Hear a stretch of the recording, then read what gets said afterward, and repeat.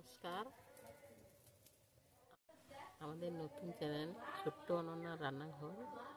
তো পুরোনো দিনের যেসব রান্না আমি সেসব রান্না করতে চাই এবং নতুনরাও ট্রাই করে দেখতে পারেন। এই পুরোনো দিনের রান্নাগুলো খেতেও ভালো লাগবে এবং সুস্বাদু রাখবে এবং শরীরের পক্ষে খুবই উপকারী এইসব রান্না। তাই দেখতে পারেন আমি শাকগুলো তুলে নিয়ে এসেছি, কেটে ধুয়ে পরিষ্কার করে ধুয়ে নিয়ে এর সঙ্গে আলু সরু সরু করে কুচি করে এর সঙ্গে দিয়ে দেব। এটা সুন্দর করে ভাজা বানাবো, আপনারা দেখতে থাকুন এবং সাপোর্ট করুন। প্রথমে আমি তেল দিলাম, খুব কম তেলে রান্না।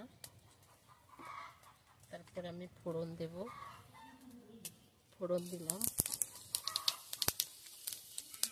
তারপর আমি শাকটা তুলে দেবো।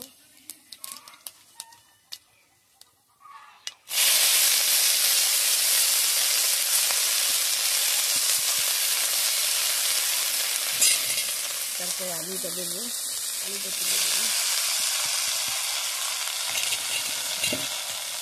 ভালো করে নাড়াচাড়া করবো। একটু শাকটা দিয়ে নিয়ে নেওয়ার পরে তারপরে নুন দিয়ে দেবো।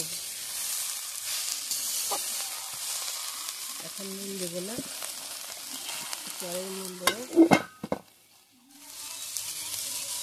মাঝে মাঝে একটু নেড়ে নিয়ে ঢাকা চাপিয়ে দিতে হবে।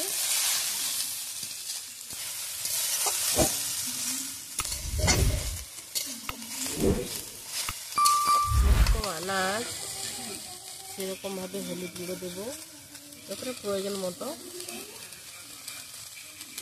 মতো লবণ দেবো, স্বাদ মতো।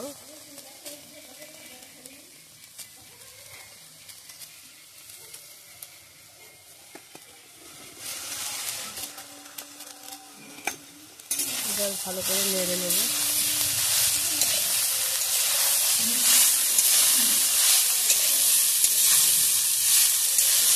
আবার ঢাকনাটা চাপিয়ে দেবো।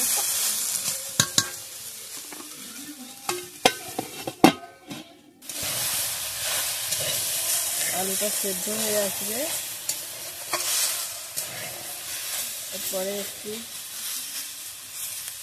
নেড়িয়ে দেবো।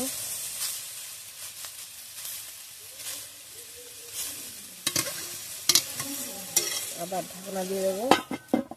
ঢাকনাটা খুলে নিলাম, মশলা দেবো। রসটা আরও একটু ভালো করে শুকিয়ে নিতে হবে। মশলা এবারে দিয়ে দিলে তারপরে কিছু সময় পরে রস খেতে দেবে এবং রান্নাটা হয়ে যাবে। মশলা দিচ্ছি,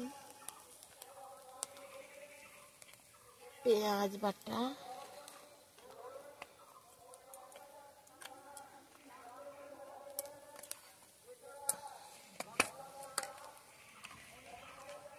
লঙ্কা গুঁড়ো।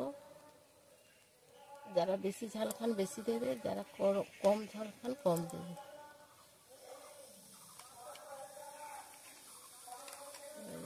সর্ষে বাটা, এটা সর্ষে বাটা। এরপরে ভালো করে নেড়ে নিতে হবে, সুন্দর করে নেড়ে নিলাম। আবার রসটা শুকিয়ে নিতে হবে।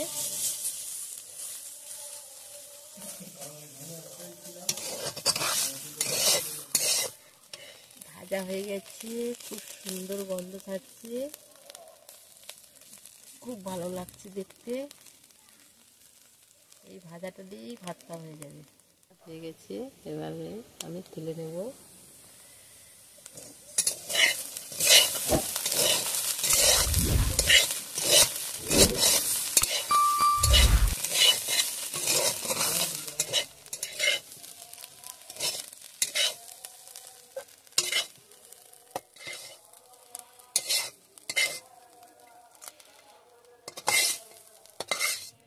এবার আমি রান্নাটা করে নিয়েছি, এবারে আমি খেয়ে দেখছি কেমন হয়েছে।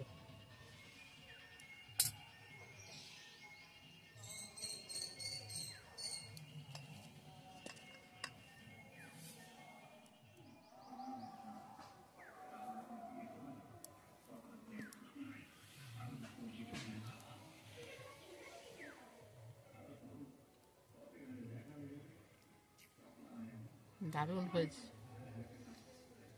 আপনারাও বানিয়ে খাবেন প্লিজ। খুব সুন্দর হয়েছে, শরীরের পক্ষে খুব খুব উপকারী, খুব।